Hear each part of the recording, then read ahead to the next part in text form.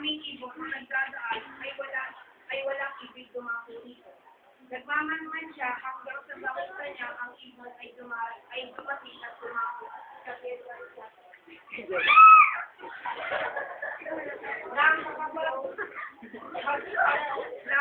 Sinulan na ang pagkanta. Sa labi ng awit, ang prinsip ay naisip at nahindig. Pagkatapos ng awit, ang ibon ay nagbawas at nagpasakas ng beso at naging basunin tulad ni Don.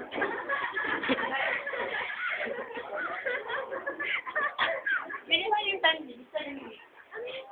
Ayaw ng pahayagan ng ating dalwan. Nahanapin ang mga masakit. Gayon din, nandunod sa kanyang karamdaman, ngunit nang sabihin ng prinsipe,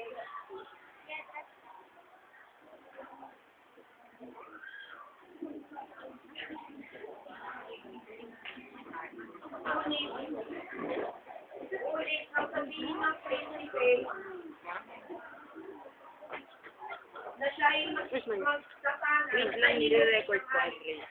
Palibang sa kanyang mga kapatid, hindi gumamit ng pabahay sa pagdalak sa isinuwan. Hindi may cellphone. Unit lang ginagamit ko sa ano. Lagi siyang humihingi ng tulong sa inang Virgin, na sana ay iligtas siya sa panganib at masampukan ang kanyang pakay.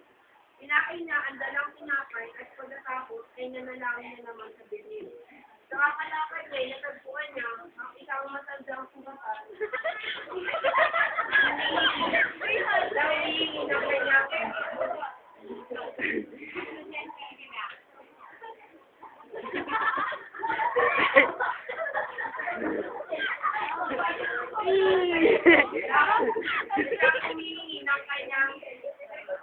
upload mo to ah. Kinain niya ang dalang tinapay at pagkatapos ay nanalangin na naman sa Virgin.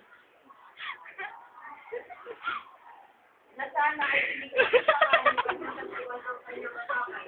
Kinain ng maganda ang dalang tinapay at pagkatapos ay nanalangin na naman sa Virgin. Idol Deto. Sa kalalakad ni ay natagpuan niya ang isang magandang nang iharap ng matanda ang kanyang